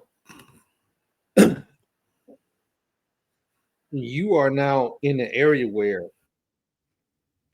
if my quarterback is 5'8" and my 6'7" wide receiver walk out the door, I got a question. When my 6'3" receiver walk out the door, I got a question. And I know people are like, oh, well, it's on, and I'm one of the main ones. It's only April. Give them time to do their job. What I'm seeing leave out the door. And this ain't all a Mike Norvell question. Because there needs to be a question for the GM, Michael Ray. I think it's his name, Ray. Y-R-A or Y-R-A-Y is his last name. The GM's job is to make sure that the coach has the money to assemble the squad that he needs. There is a collective out there that will and has made it known that they will be operating after this house agreement. So if you can't get the money from the collective, what's going on? Like, what are we doing? Because it's cute when everybody hollering about Florida State ain't got no money. But we know what they sitting on in that collective. We know what they just reported. Somebody ain't giving over no money. And I'm not saying that there is a alumni revolt yet. But you just sued the ACC and basically won. I don't see no 5-star quarterbacks signing on to the team. I'm gonna tell you why. If I'm a 5-star quarterback, I'm not finna go to a school that hasn't addressed the offensive line issues since Mike Norvell been there. They've always recruited undersized offensive linemen. Like they don't have no people movers. Why I'm gonna go there? And it ain't like they didn't have the talent at running back. But when you're running back, they're not averaging 2, 3, 4 yards carry. That means they playing on the wrong side of the ball. I think, did we average 12 points a game? I'm just saying that your offensive line, you can go to any school, any high school in the country and say, come to Florida State. We'll make you a star. And we'll get drafted as an offensive lineman out of that program. But he ain't did that. Because the high school coaches don't like him. Because they are putting 280-pound kids at offensive linemen and they don't have no people movers. You gotta have some guys that can move, folks. You got to Georgia blew them off the ball. That shit wasn't even close. Georgia offensive line averages 330 pounds. Alabama's offensive line averages 345 pounds. So, what y'all think gonna happen if we go play Alabama They're and gonna they get get blown blown out out? the ball. They go get dominated in the trenches. What do you Your teeth mean? kicked in. And what y'all This- think I'm gonna do the Give very your next teeth kicked. Thursday? That's what What do you It's think? not- Like again, what do you think happened to Alabama? start I to mean, go not to for me Alabama, for the to bye. Notre Dame when they played Ohio State. They got dominated in the like. This is a story old as time. All the way back to when football was 4 yards in a cloud of dust. It is built around your trenches. If you cannot dominate the line of scrimmage, you cannot dominate the game unless That's you all. got the fastest guys on the planet, like Oregon did back in the day with Chip Kelly, because Mhm. they were just too fast. When they still had NFL talent on the O line, they were just smaller. They had the quicker guys, the Penny Sewells and stuff. They could move. You know what I'm saying? Because if you're gonna run that Yeah. zone blocking scheme, I don't need no 360-pound guard. I need a 305 to 280 guard that's gonna be able to move and get to those linebackers. It's all Absolutely. based on the type of offense you're trying to run. And again, going back to last year, Florida State had no identity. They didn't know what the fuck they wanted to do. Are we a zone stretch team? Are we a power team? Are we a drop back and pass team? They had no fucking clue. They But still don't know Castanello, who they are. They but still don't Castellanos, know. no, Gus, Castellanos is an option style quarterback. So they better have some guys that can move. They don't need the 250-pound. Like you ain't putting nobody 250. That's too small. That's crazy. 280 to 300. We can do something because we got a quarterback that's gonna move. It's not based around power. That running back Tua Falua, fast. Get on the ball in space. You have talent. How are you gonna use it? This is the question. I'm gonna say this, right? And again, this is not on the player because I don't judge college players and their development. This is on the coach.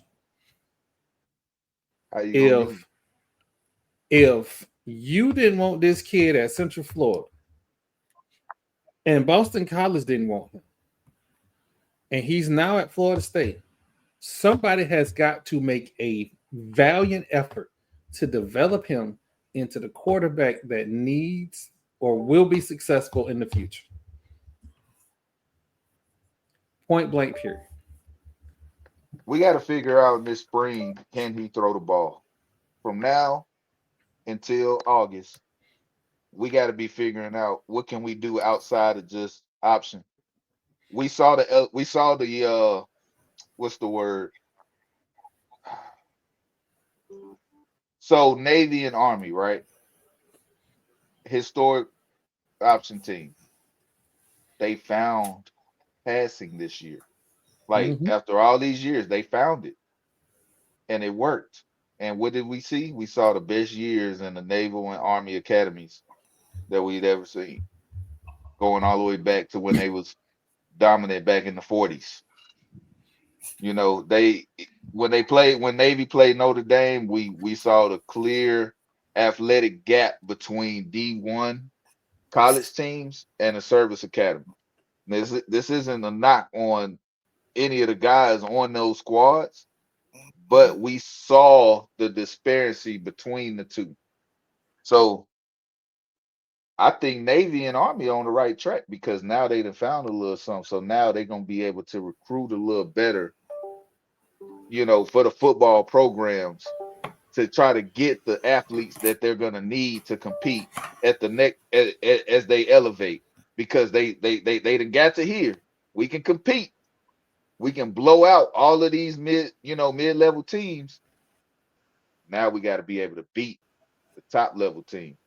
Because I mean, if you want to be the best, you got to beat the best, and you got to have the talent and the know-how to do it. But Well, Florida State has to figure out whether or not this quarterback they have can throw the ball because you're not going to beat all these ACC teams just running the ball. You're not going to go into Clemson and dominate them in the trenches the whole game and just run option over and over and expect to win. That's not going to happen. You're not going to go to Miami and do that. I'm gonna say this: if I wake up in October and we lost to Miami, and I wake up after a good Thanksgiving dinner, and that Saturday we done lost to Florida, I do not expect to see our coach the next season. But I'm gonna get off that. Y'all gonna play Miami and Carson Beck gonna throw for 360 and 4 touchdowns. I'm calling it now. Wow. Somebody definitely not gonna make it out of Miami. So Penn, the University of Pennsylvania, is in the process of creating a NIL collective for their basketball program. If Penn starts down the collective road for their basketball and football program, the FCS is in trouble. They have a different level donor.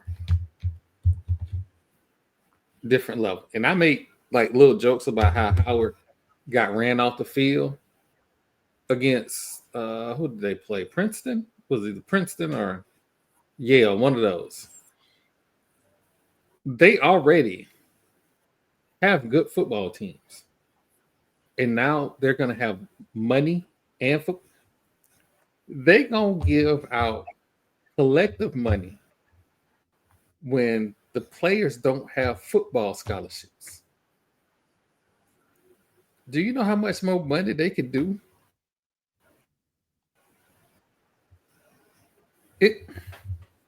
I don't know. Maybe it's just me. But do they pride themselves on being able to play football at Penn?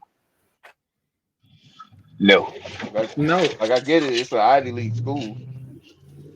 And they just want to beat the other Ivy League teams. And this is a smart way to go about it, you know, in the sense that you gotta you pay. How can I say this? There's less players on a basketball team that you have to worry about paying. So if that's the focus to build your school up, is to invest in the basketball team, and hopefully that contributes to you being able to bring in more money as a collective, not just the NIL collective, but as a school, then that money will start trickling to the other sports. So it's a start. And I think every school that wants to be competitive should have an NIL collective, just based on the current metrics of NCAA as a whole. I'm told y'all, I mess around and hit this Powerball, I'm gonna be a whole problem. Again, I'm gonna be a good holy problem. God help me Josh, get money. I was gonna say you just messed it all up. Talking about something gonna be a whole problem. You not supposed to tell that in the universe that you're gonna be a problem with money. I'm sorry. I should do better. You should say I'm gonna help a whole lot of kids. Hey, if the universe will understand AAVE by now, that's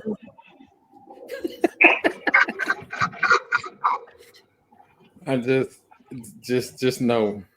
Just know. With a whole lot of kids. And even if I don't hit a Powerball, I'm gonna figure something out. Help is on the way. I don't know what it is, but I'm gonna figure something out. Help is on the way. It's so much just happened this week. Like so much happened this week. I might have missed something. If I missed something, y'all help me if I miss something. Because right now I'm still a little perturbed that we the Alley Cats beat us in baseball, and it's a long weekend. You know, we got a chance to bounce back tomorrow. Nah, but a lot did happen this week, but I think today is just ruining everybody's memory of all the stuff that happened this week. Yeah.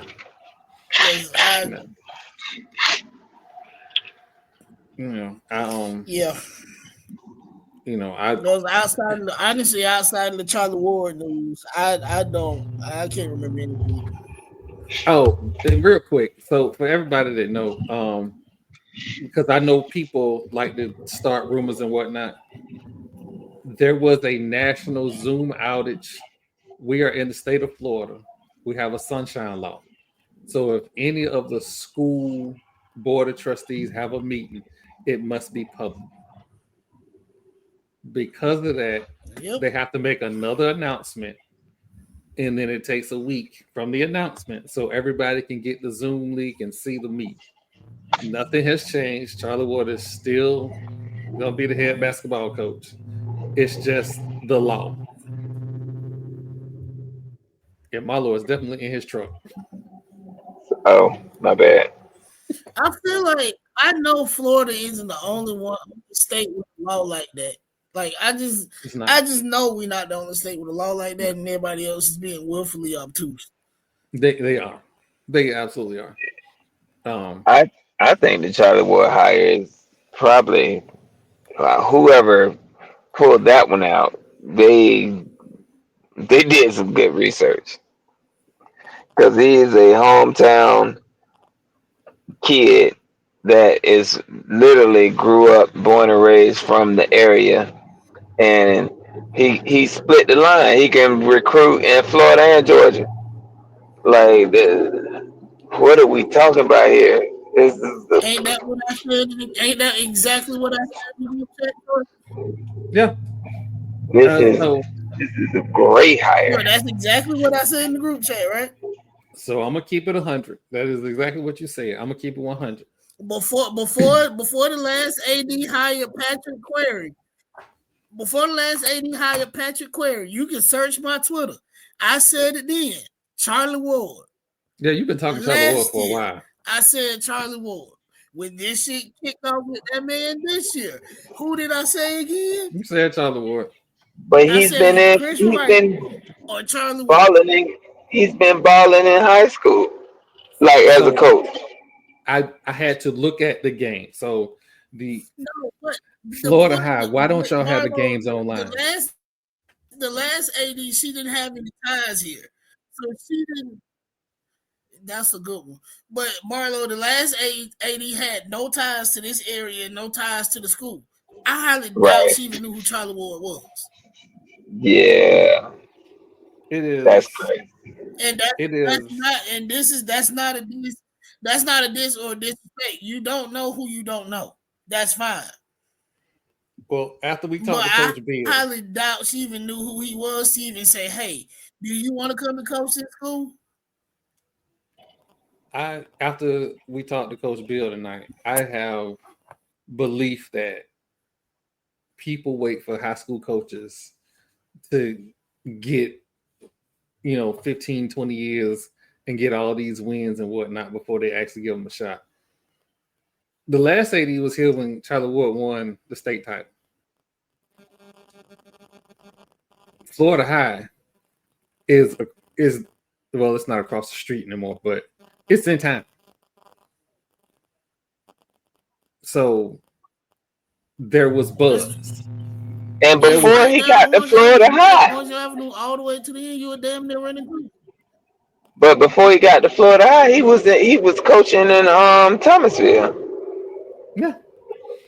So I'm not giving anybody a pass on who you don't know. Yeah, I don't. His old high school. Yeah, I'm not giving nobody a pass on. Yeah. But I'm gonna say this.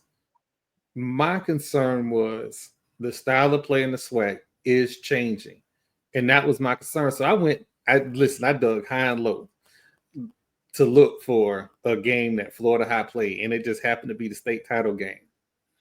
And oh, by the way, that guard that he sent to Michigan, sent to Auburn, and then he went to Michigan, that young boy is in the transfer portal right now. And I know a lot of people say, I don't know if we're going to get him. Come on, I watch every portal signing. He is not signed in the portal yet.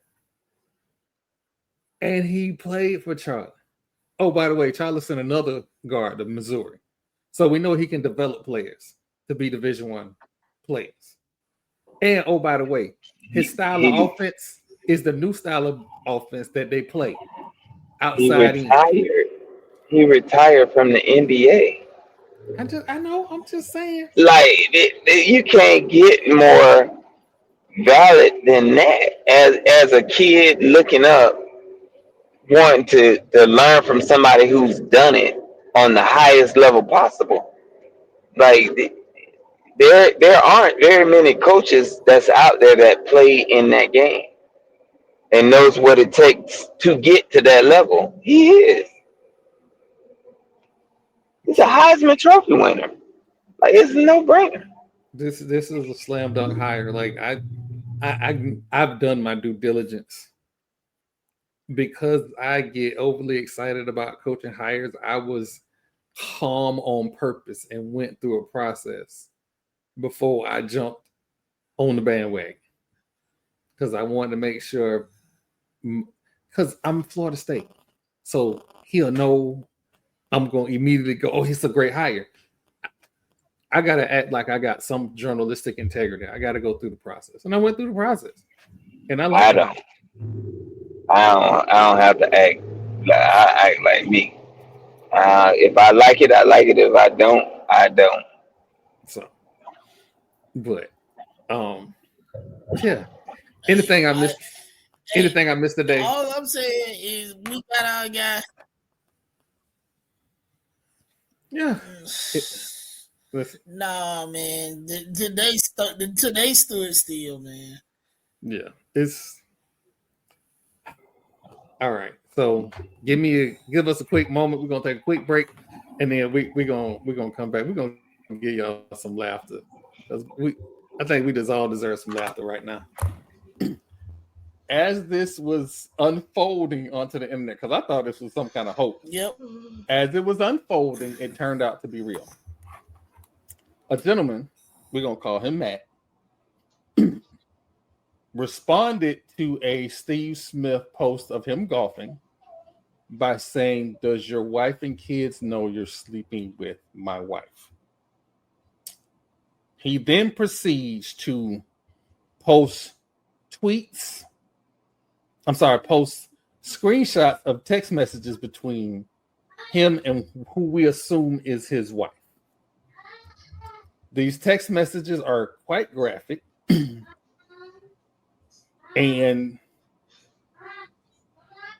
quite embarrassing if you are said spouse. Because again, in the era of Twitter, there is no shame. We need to bring back some key issues that Marlo might want to discuss is the quote. I'll get it. You was so deep, you moved my IUD. That sounds about right. So obviously, she's used to dealing with a short knocker, and he was not. he didn't have the proper equipment. First of all, this is my whole problem with the whole thing. Why, as a man,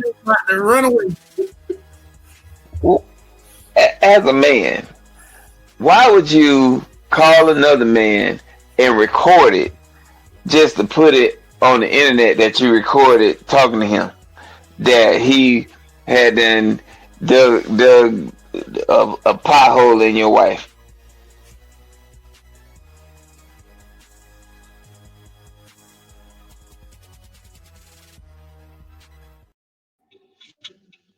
So before I start, Thune.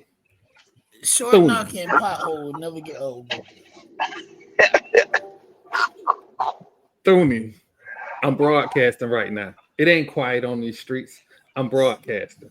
I see your tweets. I'm broadcasting. Game 2 is tomorrow. We'll holler at y'all tomorrow. Right now, I'm broadcasting.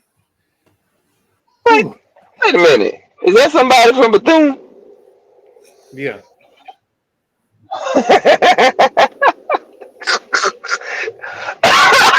Where they baseball facility at? Because I know it ain't in Sanford. It's insane. Oh no, that ain't theirs. They don't have shit on that facility that say Bethune Cookman. That's where they're playing the game, Marlo. I know I'm going down That's a a rabbit that's hole. a that's a runner field. People ain't got no field to play on, and they happy they won a game. Okay, okay. Yeah. Um. That being said, again, I want to thank Coach Beall for coming on the show. Again, we will post the softball, uh, the foundation link for the softball. That will be included in clips for the show, so we can make sure that everyone is aware where to donate to help the softball team. Oh man, for everyone at Florida State, again, thoughts and prayers. I know I absolutely hating that, but yeah, it is what it is. Whew. So this week, I should probably have like an uplifting message, but I don't. Right? I don't. I don't have anything good to say. I'm angry. I'm pissed off. It is so much going on in the world that kids need to be able to go to school carefree. I went to school in the 90s. When I was in school, we was the number one part of school. 3 years running. I didn't have a care in the world, which is probably why it took me so long to graduate. But that's how life is supposed to be when you're young. When you're young, you should not have to deal with, I have to call my parents to let them know I'm alive. My two middle children are in Tallahassee. My two grandchildren are in Tallahassee. I did not even know that there was an active shooter, but for me being in a Twitter group chat and a screen popped up, I immediately went into panic mode. I called Marlo. I told Marlo. I called my oldest son and I called my daughter. I don't know how I feel other than angry. Florida State is in the state capitol. At the top of one of the hills that leads to a back road to Florida State, you go straight to the Capitol. There is a straight line to the Capitol. This happened, and I'm sure the state government was on lockdown. You can't tell me otherwise. Yet, they saw fit with one of their legislative sessions to outlaw porn as opposed to make reasonable gun legislation. And I don't care what side of the world you're on. I don't care if you pro-gun or anti-gun. Reasonable gun legislation should not be something we're still thinking about.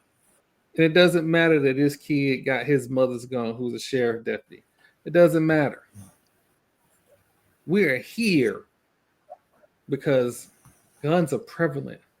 So much so that we had a dude go onto Florida State's campus in the student union in a wide open area and play duck hunt.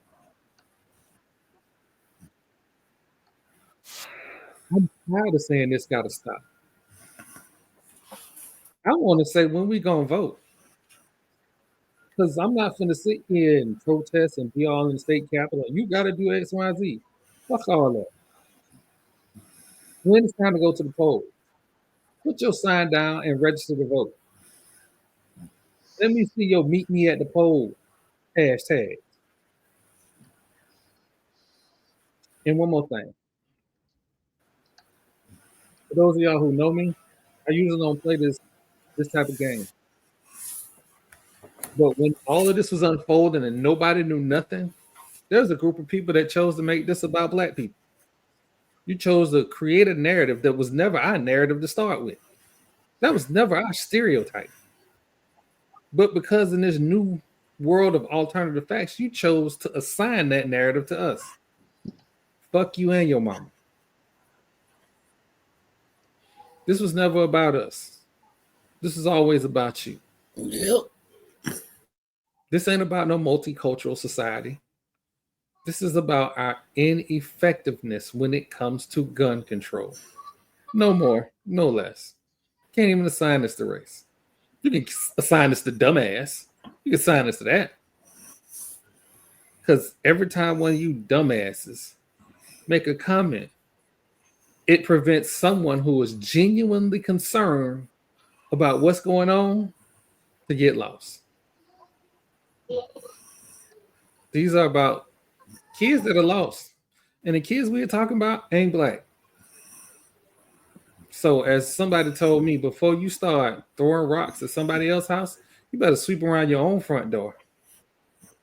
Because we tired. Hey Doc, what you got for us this week?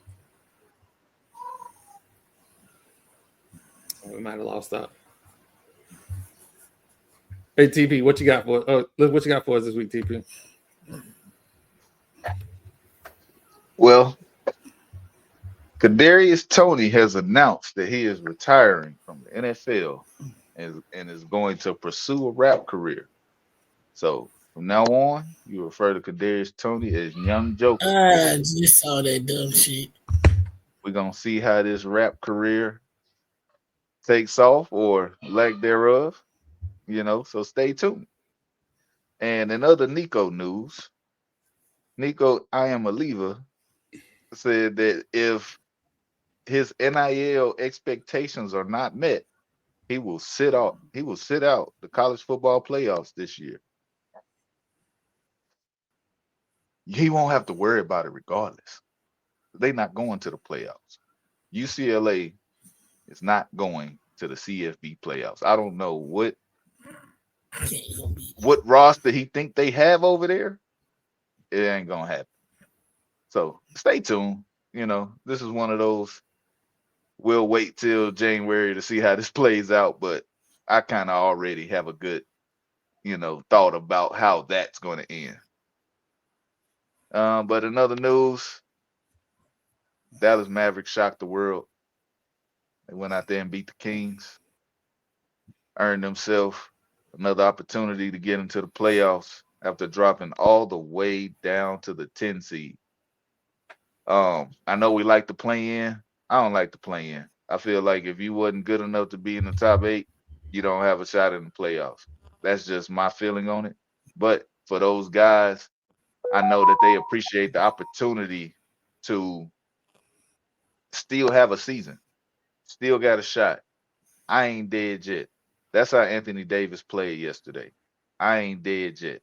And they went out there and they dominated on the glass because they have a way taller team than the Sacramento Kings, who are now going to be sitting at home for the rest of the summer.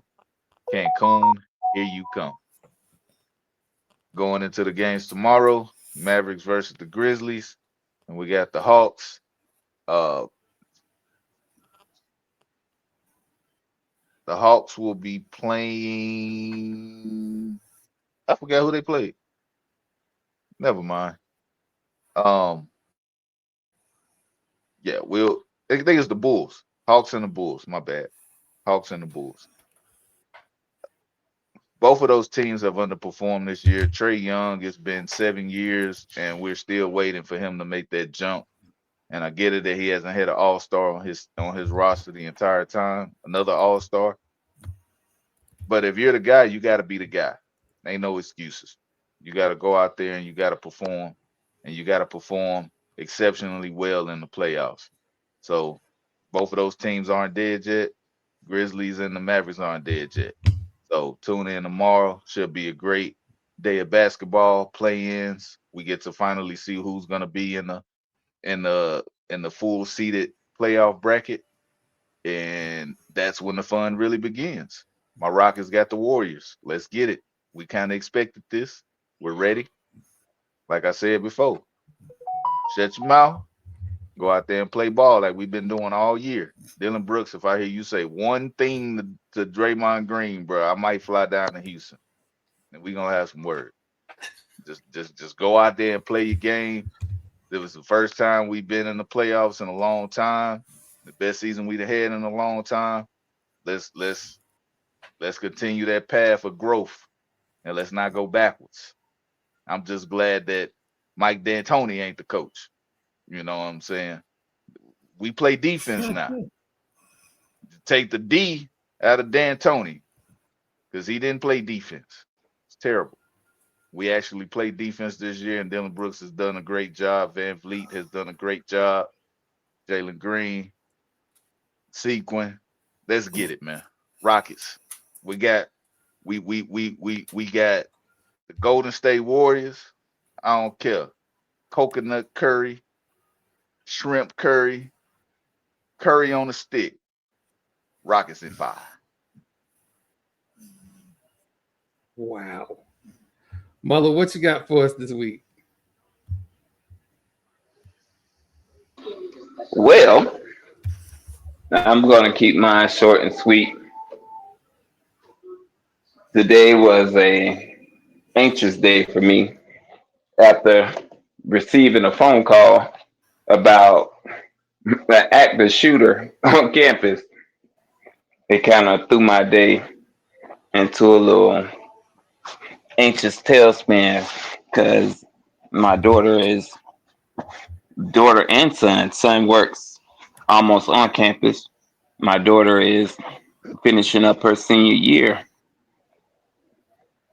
Luckily, everything was good with them, but my thoughts immediately went to the people that are pretty much going to have PTSD the rest of their life,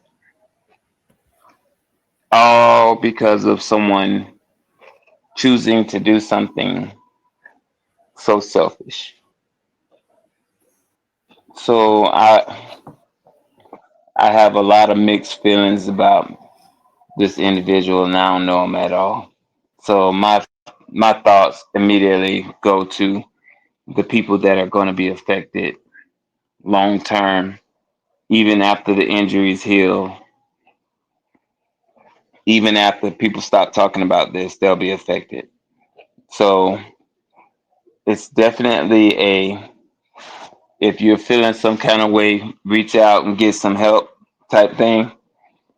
Don't think that you're too strong to handle this all by yourself because you'll never, hopefully, you'll never have to go through anything like this again in your life, and you never experience anything like this. So seek help, talk to somebody. Don't internalize anything and think that you can do it yourself. And that goes for anybody out there that's listening that may be dealing with something that you can't understand. Talk to somebody that has a different lens, a professional, even if you don't have somebody close to you that you can confide in and feel comfortable and trust what they tell you.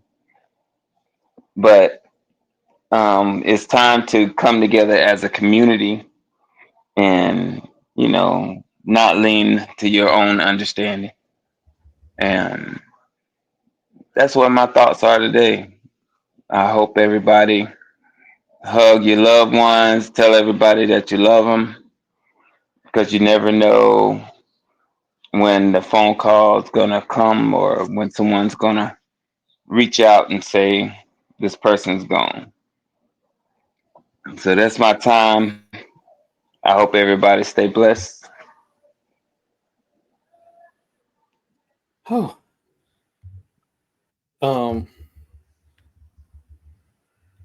Real quick before we end the show. I'm available. No. Real quick before we get to Doc. For all you people saying that Cordell Stewart is the best Colorado quarterback, I need y'all to do your research. There is a young man named Darian Higgins. He's not young anymore, but still, there is a guy, number 3. He really existed. Cordell Stewart was cute. Cordell Stewart didn't win. Darian Higgins won. But we'll talk about that another time. What you got for us this week, Doc? Hey, I'm just speaking on that. I'm gonna need them to hold off on trying to retire Shador and Travis's number. I want them to go ahead and retire those players that played on that 1990 national championship team and get it right and get it done.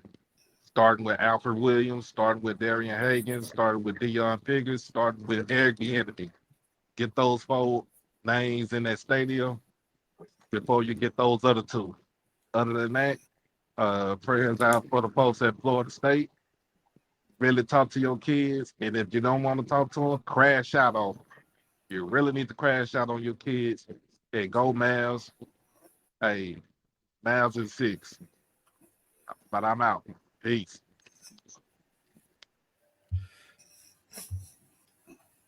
All right, Jamal. You said I wait for you. I have you last so you can say something wild.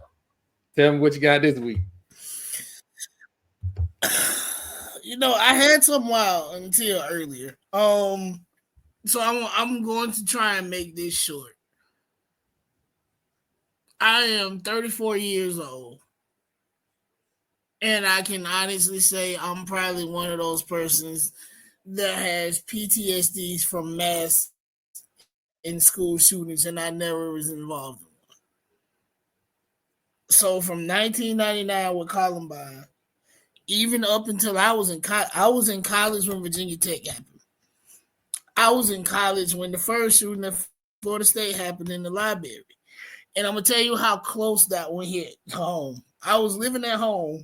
I was back at home because my mother had died in 2013. So I moved back home with my dad I said it was to help him, but it really was to help me as well. So we were just helping each other get through it. And I used to get up early because I was working at night. So I used to get up early so I could go to the library and do my homework because I didn't get out till like 12 o'clock. So I would go home, go to sleep, get up, really go to the library, do my homework, go to class. And he was getting ready for work. And all the news said was shooting at local college library. And guess who wasn't at home and who was in the library?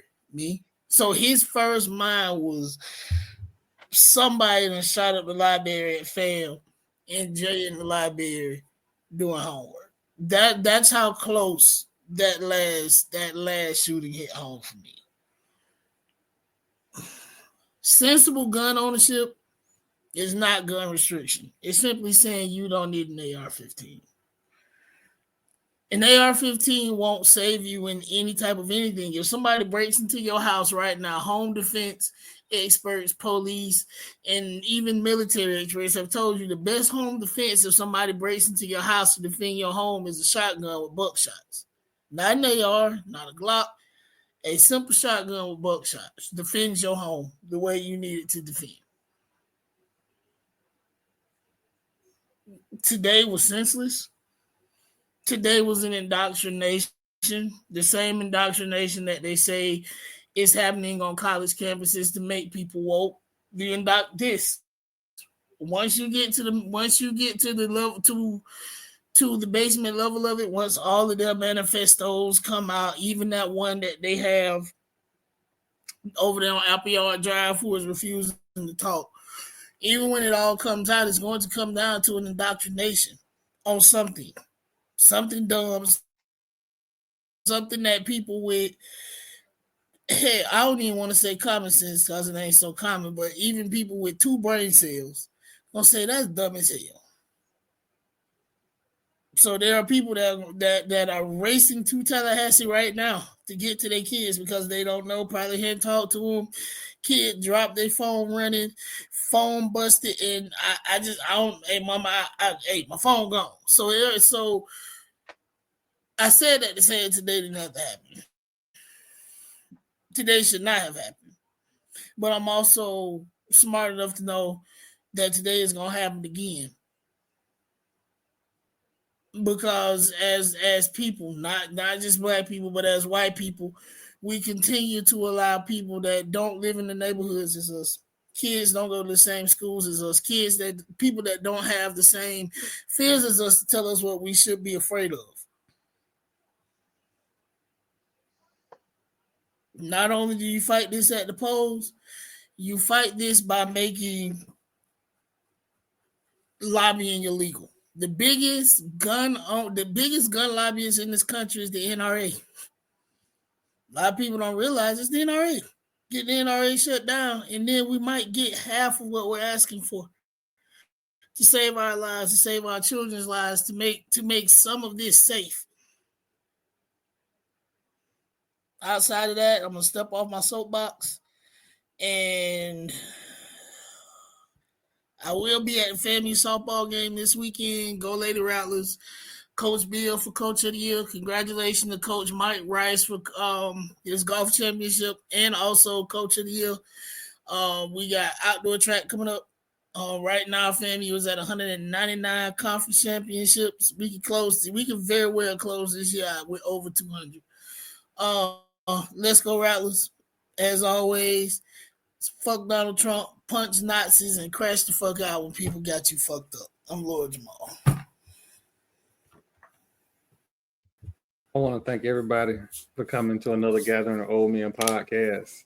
Again, like I said on Twitter, I probably needed the night more than y'all needed it. And I want to thank everybody for it.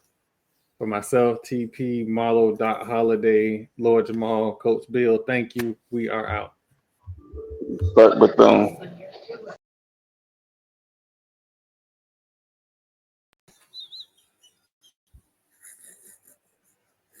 Jeez.